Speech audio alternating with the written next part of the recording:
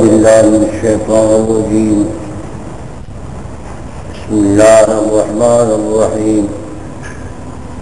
ومن أهل الكتاب من إن تأمنه بقنطار يؤديه إليك ومنهم من إن تأمنه بدينار لا يؤديه إليك إلا ما دمت عليه قائما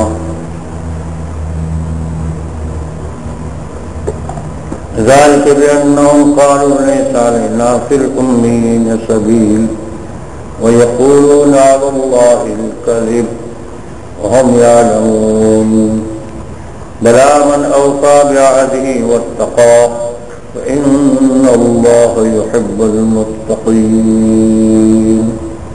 صدق الله مولانا العظيم.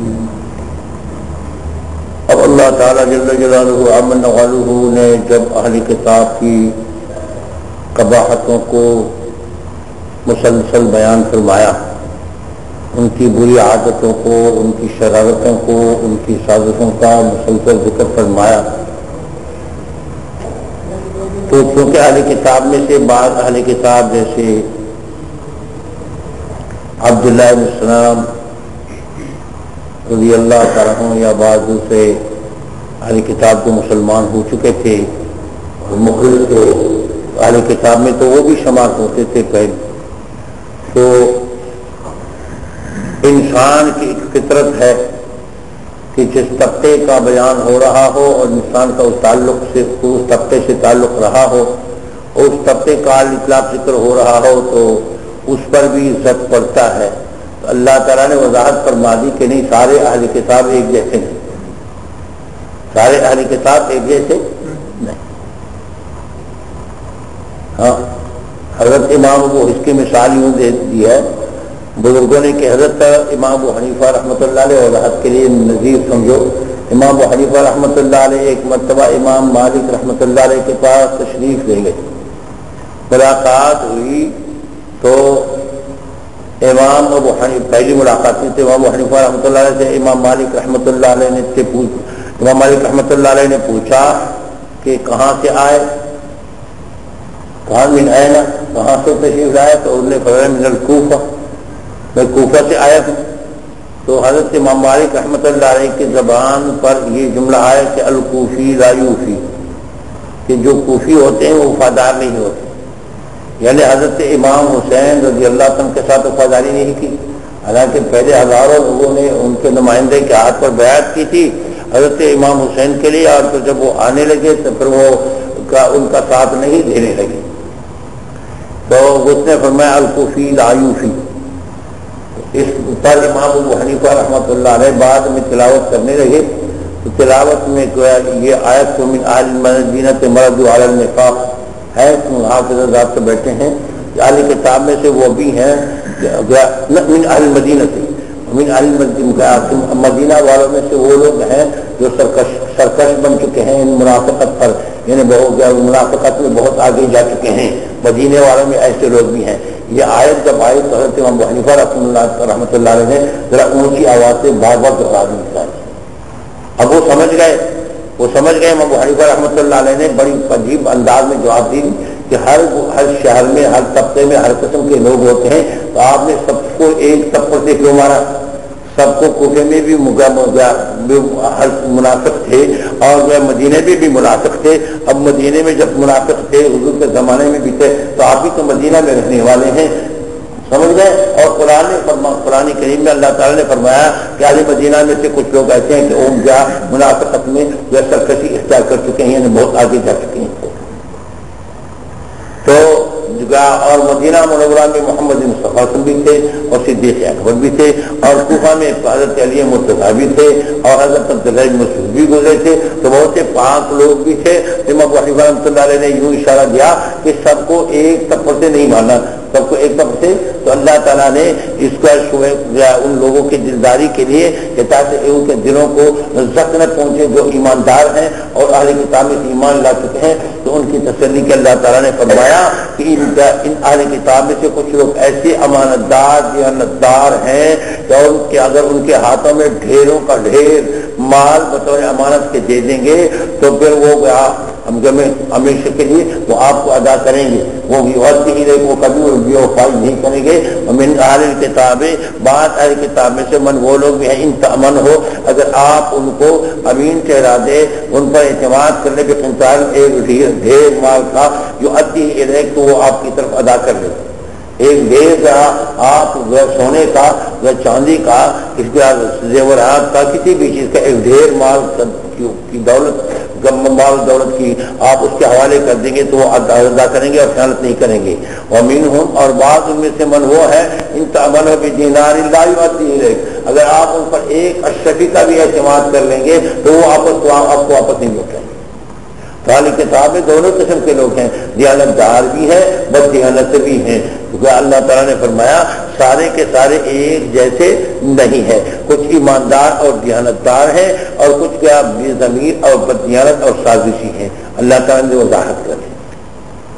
لا یؤدی الیک، وہ آپ کی طرف واپس نہیں لوٹائیں گے، الا ما دمت علیہ قائما، مگر جب کہ آپ ہمیشہ اس پر اس کے سر پر کھڑا رہے، کہ آپ اس کے سر پر کھڑا رہیں گے تو تب وہ آپ کو واپس لوٹائیں گے، ورنہ ایک اشرفی کا بھی اگر آپ نے اس پر اعتماد کر لیا تو وہ آپ کو واپس نہیں لوٹائیں گے۔ اللہ فرماتے ہیں کہ کیوں ایسا کرتے ہیں؟ یہ جو اہل کتاب اور خصوصاً یہود مدینہ کا یہ عقیدہ تھا کہ یہ مشرکین مکہ جو ہے اس کو امیین کہتے تھے، اس کو کیا کہتے تھے؟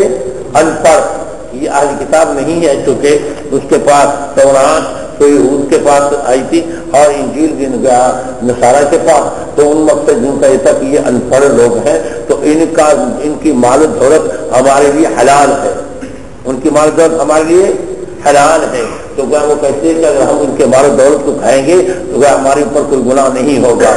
تو ذالک بأنہم قالوا لیس علینا فی الأمیین سبیل، یہ اس بنیاد پر کہ وہ کہتے ہیں کہ لیس علینا نہیں ہے ہمارے اوپر پھر امیین ان پڑھ لوگوں کے بارے میں سبیل کوئی راستہ یعنی کوئی گناہ۔ بات یہ کہ اگر پڑھ لوگوں کا مال ہم ہضم کر لیں گے، ہڑپ کر لیں گے، مکے والوں کا مال ہم ہڑپ کر لیں گے تو اس کے بارے میں ہمارے اوپر کوئی گناہ نہیں، ہمارے اوپر کوئی گناہ۔ اللہ فرماتے ان لوگوں نے اپنی طرف سے جھوٹ کر اللہ پر باندھ دیا ہے، کیونکہ تحریر و تحریم کا اختیار کس کو ہے؟ اللہ کا۔ کس کو ہے؟ یعنی کسی چیز کو حرام ٹھہرانا، کسی چیز کو حلال ٹھہرانا، کسی کے مال کو حلال ٹھہرانا کہ اس کا مال تمہارے لیے حلال ہے اور اس کا مال تمہارے لیے حرام ہے، یہ کام کس کا ہے؟ اللہ کا ہے۔ حرام و حلال ٹھہرانے کا اختیار کس کے پاس ہے؟ اللہ کے پاس ہے، اللہ کے پاس ہے۔ اب جب یہ لوگ کہتے ہیں کہ ہمارے اوپر امیین یعنی ان پڑھ لوگوں کے مال کے بارے میں کوئی گناہ نہیں، تو مقصد یہ ہے کہ یہ اللہ پر بہتان اور جھوٹ باندھتے ہیں کہ مقصد یہ کہ اللہ تعالیٰ نے ہمارے لیے اسے جائز کرا دیا ہے، اللہ تعالیٰ ہمارے لیے جائز کرا دیا ہے، تو یہ اللہ پر جھوٹ باندھ رہے ہیں۔ اور اللہ تعالیٰ فرماتے ہیں وَهُمْ يَعْلَمُونَ، اور وہ جانتے بھی ہیں کہ ہم یہ جھوٹ ہے، وہ سمجھتے ہیں، وہ یہ نہیں کہ سمجھتے نہیں، وہ جان بوجھ کے یہ کرتے ہیں، جان بوجھ کے یہ کرتے ہیں۔ یہ اللہ تعالیٰ کی شان ہے، ہر دور میں ایسے لوگ ہوتے ہیں، ایسے لوگ ہوتے ہیں، ہر قوم میں، ہر امت میں۔ اس امت میں بھی دونوں قسم کے لوگ موجود ہیں، دونوں قسم کے لوگ موجود ہیں۔ ایسے لوگ اب بھی ہیں جس کو علماء سوء کہتے ہیں، علماء سوء کہتے ہیں، جو ایسے مسائل بناتے ہیں اور ایسی جھوٹی باتیں بناتے ہیں اور ایسے غلط مسائل بتاتے ہیں لوگوں کو۔ کبھی کہتے ہیں کہ طلاق آپ نے دے دی تو کفارہ ادا کرو، اب طلاق کا کیا کفارہ؟ ابھی تک ہمارے پاس فون آ رہے ہیں، پیاروں کو اتنا پتہ نہیں جی کتنا کفارہ دیں گے، یہ کفارہ کتنا دیں گے کیا؟ تو ان بیچاروں کو یہ پتہ نہیں کہ طلاق کا کفارہ نہیں ہوتا، یا طلاق ہوئی یا نہیں ہوئی، طلاق کا کفارہ یا طلاق ہوئی تو رجعی ہوئی یا باہر ہوئی، وہ علیحدہ مسئلہ ہے، تفصیلات ہیں، لیکن کفارہ مفارہ طلاق میں نہیں ہے۔ اب ان بیچاروں کو اتنا علم نہیں ہے، اور یہ کیا یہ بتلاتے بھی ہیں۔ پرسوں کی بات، پرسوں کی غالباً کل کی بات ہے، رات کو مجھے ایک آدمی نے ٹیلی فون کیا کہ حضرت ایک نکاح ہم باندھتے ہیں، طلاق بائن ہوئی ہے، تو وہ نکاح خوان مجھے کہتے ہیں کہ اس کا 3000 روپیہ اس کا لگے گا، 500 تو میرا فیس ہوگا اور اتنا یہ کفارہ ہوگا اور اتنا یہ کفارہ ہوگا، 3000 روپیہ لگیں گے، سمجھے؟ ہاں حلال کی نکاح 3000 روپیہ لگیں گے، جس سے ہم حلالہ کرواتے ہیں اس کو بھی 1000 روپئے. میں نے کہا یہ حلال تو حرام ہے جو پیسے سے کرواتے ہیں. اللہ کے بندے فقہا نے جو حرام کرا دیا ہے وہ اسی حلالے کو کہ جس آدمی کو آپ پیسوں پر لے آئے تو پیسوں پر حلالہ کرنا یہ بھی حرام ہے. اسی طرح جس کا پیشہ ہو ہم یہی کام کرتا ہے یہ بھی حرام ہے. اسی طرح کا نکاح میں آپ نے شرط کرا دی نکاح کے اندر تو بھی ناجائز ہے. حلالہ ہو بھی جائے لیکن یہ کام ناجائز ہے. تو میں نے کہا یہ تو ناجائز ہے کہ پیسوں پر آدمی پکڑ کے اس سے حلالہ کرواتے ہیں، یہ تو حرام ہے، یہ تو ناجائز ہے. تو نے کہا 1000 روپے اس کو دیں گے، 500 میں لوں گا، 1500 دیں گے. تو 3000 روپے سے انہوں نے تقسیم کرنے تھے. رات کو مجھے فون آیا، میں نے کہا یہ اس آدمی سے تم نے یہ کام کروانا بھی ناجائز ہے کیونکہ یہ آدمی ایک جھوٹا فراڈی آدمی ہے اور غلط طریقے سے تم سے کام کروں حلالہ کرواتے. تو ہر زمانے میں ہر دور میں ایسے لوگ ہوتے ہیں، کچھ جعلی لوگ ہوتے ہیں، 2 نمبر کے ہوتے ہیں، پیروں میں بھی، مولویوں میں بھی اور وکیلوں میں بھی، دکانداروں میں بھی. یہ بات میں کہتا رہتا ہوں کہ ہر دور میں ایسے 2 نمبر کے لوگ ہوتے ہیں کہ غلط مسائل اور دین میں تحریف کرتے ہیں. دین میں کیا کرتے ہیں؟ تحریف کرتے ہیں، دین کو توڑتے ہیں، مروڑتے ہیں، دین کو خراب کرنے والے ہوتے ہیں. تو اللہ تعالیٰ فرماتے ہیں کہ یہ یہود میں ایسے لوگ تھے کہ یہ مسئلہ انہوں نے اپنے پیٹ سے بنایا تھا اور اللہ کو جھوٹ مان رہے تھے کہ قریش کے مال قریش کا مال و دولت ہمارے لیے حلال ہے اور ان کا مال لینا ہمارے لیے اس میں کوئی گناہ نہیں، اور ان کا مال ہم لینا ہمارے لیے اس میں کوئی گناہ نہیں. اللہ اکبر کہتے ہیں. اور اللہ تعالیٰ فرماتے ہیں ہم یعلمون، وہ جانتے بھی ہیں کہ یہ غلط کر رہا ہوں لیکن خواہشات ان پر سوار ہیں اور یہ جان بوجھ کر یہ جرم کرتے ہیں. اللہ تعالیٰ فرماتے ہیں کیوں گناہ نہیں ہوگا، کیوں گناہ نہیں ہوگا. اللہ فرماتے ہیں جس شخص نے اوفا بعہدہ اپنا عہد پورا کیا، واتقا اور اللہ سے ڈرا، ایک معنی، اور ایک معنی یہ کہ گناہ سے اپنے آپ کو بچایا. واتقا گناہ سے اپنے آپ کو بچایا یا خدا کا خوف اس کے دل میں آیا. فإن اللہ يحب المتقین. اللہ تقویٰ کے علماء کرام فرماتے ہیں 3 درجے ہیں. ویسے تو بہت سے درجات بتاتے ہیں لیکن جو مختصر تقسیم ہے وہ 3 درجوں میں ہے. ایک تقویٰ کا معنی یہ ہے کہ شرک اور کفر سے بچنا، شرک اور کفر سے بچنا، یہ تو ادنا درجے کا تقویٰ ہے. اور درمیانے درجے کا تقویٰ یہ ہے کہ الاجتناب من الکبائر، الاجتناب من الکبائر کہ کبیرہ گناہوں سے بچنا، کبیرہ گناہوں سے بچنا. یہ بھی تقویٰ ہے کہ کفر و شرک سے بھی بچنا اور گناہ کبیرہ سے بھی بچنا، گناہ کبیرہ سے بھی بچنا. اور ایک اعلیٰ درجے کا تقویٰ ہے کہ جو اللہ کے ساتھ تعلق کا کاٹنے کا ذریعہ بنتا ہو تو ان سب سے پرہیز. سمجھ گئے؟ یعنی التقویٰ من جمیع ما سوى اللہ، کہ ما سوى اللہ کے اللہ کے سوا جو کچھ بھی ہے تو ان سب سے اپنا تعلق کاٹنا، صرف ایک اللہ سے جوڑ. سمجھتے؟ ایک اللہ سے جوڑ. یہ ہے اعلیٰ درجے کا تقویٰ. یہ اعلیٰ درجے کا کہ آپ کا ہر کام ہر وقت آپ کی نگاہ اللہ کی ذات پر ہو، اللہ کی ذات پر ہو اور ہر کام آپ کا اللہ کے لیے ہو. یہ ہے اعلیٰ درجے کا تقویٰ. مشورہ کیا ہے؟ میں نے بار بار سنایا ہوگا کہ حضرت رابعہ بصریہ ایک اعلیٰ دیندار عورت گزر چکی ہے تو فرماتے ہیں کہ ایک دن وہ جا رہی تھی، ایک ہاتھ میں اس کے ایک ہاتھ میں پانی اور دوسرے ہاتھ میں آگ لے جا رہی تھی. کسی نے کہا کیا کر رہی ہوں؟ کہنے لگے جا رہی ہوں آگ جہنم کے آگ کو بجھا رہی ہوں اور جنت کے باغ کو جلا رہی ہوں.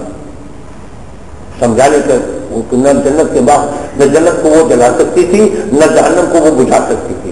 یہ اصل میں لوگوں کو سمجھا رہی تھی، عملاً سمجھا رہی تھی. سمجھ گئے؟ کہنے لگے جنت کے باغات کو جلا رہی ہوں اور جہنم کے آگ کو بجھا رہی ہوں. کہ کیوں ایسا؟ کہنے لگے لوگ جنت اور جہنم کے لیے عبادت کر رہے ہیں، اللہ کے لیے نہیں کرتے. وہ جنت اور جہنم کے لیے کرتے تو ان کا مقام کتنا بلند تھا. یہ نہیں کہ جنت کا مانگنا کوئی گناہ کا کام ہے، جنت کا مانگنا بھی شریعت میں ہے، اور جہنم سے پناہ بھی احادیث میں وارد ہے، اور جنت کی طلب بھی احادیث میں آیا ہے. لیکن ان کا مقصد یہ ہے کہ جو اللہ کے ساتھ جڑ جاتا ہے ان کو خود بخود جنت ملے گی، ان کو خود بخود جنت ملے گی. اللہ نے فرمایا ہے کہ اس کو جنت ملے گا. جب وہ اللہ تعالیٰ نے فرمایا ہے تو اس لالچ میں وہ کیوں پڑتا ہے؟ وہ اللہ کی سنودی حاصل کرے. جب اللہ راضی ہو جائے گا تو جنت بھی ملے گی، جب اللہ راضی ہو جائے گا تو جہنم سے خود پناہ خود بیٹھے گا. مقصد یہ ہے. اور ایک اور اشکال انسان کے ذہن میں آتا ہے، وہ یوں کہ انسان یوں سوچتا ہے یہ تو استاد جی عجیب بات کرتے ہیں اور مفتی عجیب بات کرتے ہیں کہ اللہ کے سوا تو انبیاء بھی ہیں، اولیاء بھی ہیں، وہ خود سید الانبیاء بھی ہیں صلی اللہ علیہ وسلم. تو وہ فرماتے ہیں کہ دیکھو جس کو اللہ سے صحیح تعلق جڑ جاتا ہے تو اللہ کی محبت کی بنیاد پر جو اللہ کا عاشق بن جاتا ہے تو اللہ کے تمام محبوب اس کو محبوب بن جاتے ہیں. یاد رکھنا، جو آدمی آپ کو محبوب ہوگا، جس سے آپ کی محبت ہوگی، وہ جس سے محبت کرے گا وہ آپ کو محبوب ہوگا. میں سادہ سا مثال آپ کے نفسیاتی طور پر ذرا چیلنج کر دوں. آپ شادی کر لیتے ہیں، جب بیوی کا آپ کے ساتھ جوڑ ہو اور آپ کا بیوی کے ساتھ جوڑ ہو اور محبت ہو اور پیار ہو تو بیوی آپ کو سسرال کی طرف، تو بیوی کی ماں سے، امی سے بھی تمہیں محبت ہوگی، اور بیوی کے ابو سے بھی تمہیں محبت ہوگی، بیوی کے بھائی سے بھی تمہیں محبت ہوگی یا نہیں ہوگی؟ اور اگر ان سے تمہیں نفرت ہے تو اس کے پورے کنبے سے تمہیں نفرت ہوگی کہ یہ میں کس مصیبت میں پھنس گیا. ہاں، تو جب اللہ سے محبت آ جائے گی تو اللہ والوں سے اللہ کی وجہ سے محبت آئے گی، کیونکہ اللہ سے تمہیں محبت ہوگی تو جن کا تعلق اللہ سے ہوگا تو وہ سب اس کی وجہ سے آپ کو محبوب ہوں گے کہ یہ اللہ کے محبوب ہے، اس لیے مجھے بھی محبوب. اللہ اکبر. ہاں، ایک جامع محبت حاصل کر لو تو ساری محبت اس میں آ جائیں گی. اللہ کی محبت حاصل کر لو تو محمد صلی اللہ علیہ وسلم کی محبت آ جائے گی، انبیاء کی محبت آ جائے گی، بیت اللہ شریف کی محبت آ جائے گی، روضہ اطہر کی محبت آ جائے گی، مدینہ منورہ کی محبت آ جائے گی. کیونکہ ان سب کا جوڑ آگے کہاں لگتا ہے؟ محمد مصطفیٰ صلی اللہ علیہ وسلم کے ساتھ ہم کیوں محبت کرتے ہیں؟ وہ اللہ کے محبوب ہے. ان کے قبیلے اس طرح سے نہیں کہ دیکھو قریشی تھے، ابو جہل قریشی، اس وجہ سے نہیں کرتے کہ انسان تھے. انسان تو وہ اللہ کو کروڑوں پھرتے، اللہ کے محبوب تھے اس لیے ہمیں محبوب. اللہ کے محبوب تھے اس وجہ سے. تو جس کو اللہ کی محبت حاصل ہو جاتی ہے تو جن چیزوں کو اللہ نے پسند فرمایا ہے، جن چیزوں سے اللہ کی محبت ہے، جن چیزوں کی نسبت اللہ سے جڑ جاتی ہے، ان سب کے ساتھ ان کی محبت خود بخود آ جاتی ہے. اور وہ اللہ کی محبت کیسے حاصل ہوگی؟ فرماتے ہیں کہ اللہ کی محبت تم تقویٰ کے ذریعے سے جب تم متقی بنو گے تو اللہ تم سے محبت کرے گی. فإن اللہ يحب المتقین. صرف یہ نہیں کہ تم عاشق بن جاؤ گے، اگر تمہارے پاس تقویٰ آیا تو تم معشوق بن جاؤ گے، تم محبوب بن جاؤ گے اللہ. فإن اللہ يحب المتقین. فإن اللہ يحب المتقین. اللہ تعالیٰ تم سے محبت کرنے لگ جائے. سبحان اللہ، یہ کتنا بڑا مقام ہے، کتنا بڑا مقام ہے کہ اللہ انسان کے ساتھ محبت کرنے لگتا ہے. یہ ہے بنیادی بات کہ اللہ کے ساتھ کیا تعلق قائم کرنے کا طریقہ کیا ہے. ایک تو تقویٰ، گناہوں سے پرہیز، گناہوں سے پرہیز، اور دوسری چیز ذکر الہی. ذکر الہی ضروری ہے. کیوں؟ ایک طرف تو ذکر ہو اس کا اور دوسری طرف تقویٰ ہو گناہوں سے. جب آپ گناہوں سے تقویٰ اختیار کرو گے تو آپ کی گناہوں سے محفوظ رہو گے تو آپ کی کہ اوپر جو گناہوں کی تاریکیاں ہیں وہ چڑھتے جائیں گے، اور جب ذکر آئے گا تو ذکر کے انوار آتے جائیں گے، تو ذکر کے انوار کی وجہ سے آپ کا دل منور ہوگا، اور جو گناہوں کی تاریکیاں چڑھتے جائیں گے تو آپ نور ہی نور بن جاؤ گے۔ گناہوں کی وجہ سے دل سیاہ ہوتے ہیں، حدیث میں آتا ہے جب ایک انسان ایک گناہ کر لیتا ہے تو دل پر ایک سیاہ دھبا لگ جاتا ہے، اور اس طرح جب گناہ کرتے کرتے تو پورا دل سیاہ ہو جاتا ہے۔ تو گناہوں کی وجہ سے دل سیاہ ہوتا ہے، تو اب جب گناہ چھوڑو گے تو دل پر وہ سیاہی نہیں آئے گی، اور جب ذکر کرو گے تو اس کی وجہ سے انوار آئیں گے۔ اب جب انوار آئیں گے اور سیاہی نہیں آئے گی تو اس کی وجہ سے آپ کا دل منور ہو جائے گا۔ جب دل منور ہو جائے گا تو چلتے چلتے آپ کا پورا بدن بھی منور ہو جائے گا۔ اس بات کی طرف حضرت شاہ عبد العزیز صاحب محدث دہلوی رحمۃ اللہ علیہ نے اشارہ فرمایا ہے، فرماتے ہیں اسلام اور ایمان میں فرق یہ ہے کہ اسلام ظاہر سے شروع ہوتا ہے تو اسلام کے انوار و تجلیات، اور چلتے چلتے آخر میں گھس جاتے ہیں، دل میں گھس جاتے ہیں، آخر دل تک پہنچ جاتا ہے، اور ایمان دل سے شروع ہو جاتا ہے اور چلتے چلتے آخر پورے بدن پر حاوی ہو جاتا ہے اور پورا بدن نورانی ہو جاتا ہے۔ ایمان کے انوار پورے بدن پر حاوی ہو جاتے ہیں، اور انجام کے لحاظ سے پھر دونوں ایک ہی ہو جاتے ہیں۔ صرف فرق اتنا ہی ہے کہ اسلام کا آغاز، یعنی اسلام کا آغاز اعمال سے ہوتا ہے اور دل پر اس کی انتہا، اور ایمان کا آغاز دل سے ہوتا ہے اور اعضاء پر اس کی تکمیل۔ جب تک آپ شریعت کے پابند نہیں ہوگے تو آپ کا ایمان مکمل نہیں ہے۔ ہاں، دل میں تو آپ نے ایمان لیا ہے، لیکن اس کی تکمیل کب ہوگی؟ جب آپ کی اعضاء شریعت کے پابند بن جائے گی۔ اور اسلام آپ نے ظاہری اعمال شروع کر دیے، لیکن دل میں آپ کو اللہ کی ذات پر یقین نہیں ہے، اللہ کے ساتھ مضبوط تعلق نہیں ہے، تو آپ کے اندر اسلام تو آیا لیکن مکمل نہیں۔ مکمل تب ہوگا کہ دل میں بھی یہ یقین آ جائے، تو جب یہ اسلام کی قانون اندر دل میں چلا جائے تو پھر یہ آخر ایمان کی تکمیل ہو جائے گی، اسلام کی تکمیل ہو جائے گی۔ تو علماء کرام فرماتے ہیں کہ معال کی لحاظ سے، انجام کی لحاظ سے پھر دونوں ایمان اور اسلام ایک ہی ہو جاتے ہیں۔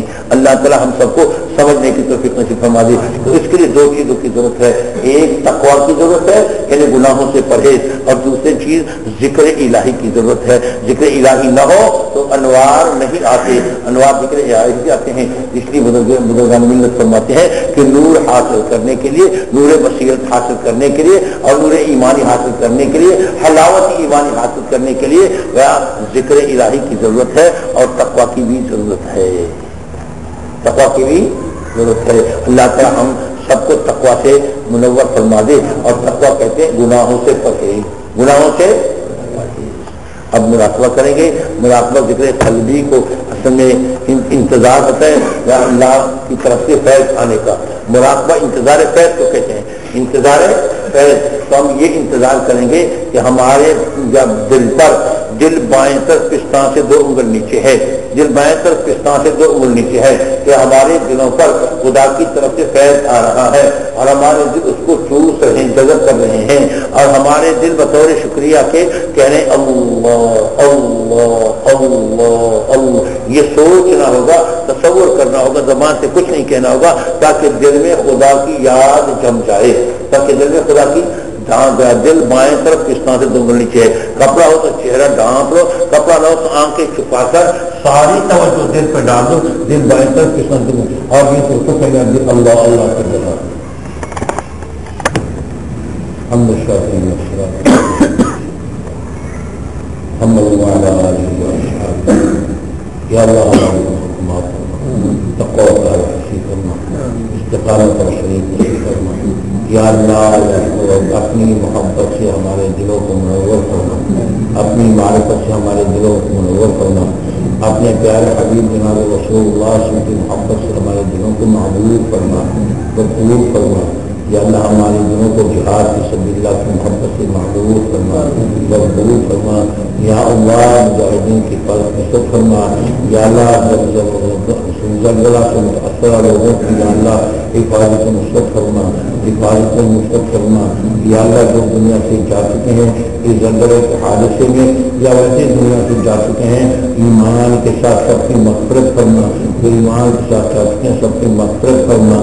سب کی مغفرت فرما، سب کی مغفرت فرما، اور جو زندہ ہے اللہ ان کو تقوی نصیب فرما، ان کو تقوی نصیب فرما، ان کو تقوی نصیب فرما، اور اللہ ان پوری امت مسلمہ کی حالت ہزار کو کرم فرما، دشمنان اسلام کو شکست نصیب فرما، دشمنان اسلام کو شکست نصیب فرما، مسلمانوں کو فتوحات نصیب فرما، فتوحات نصیب فرما، یا اللہ ہمیں تمام نیک عزائم میں کامیابی عطا فرما، تمام نیک منصوبوں میں کامیابی عطا فرما، تمام نیک منصوبوں میں کامیابی عطا فرما، یا اللہ ہماری دعاؤں کو انتہائی قبول فرما۔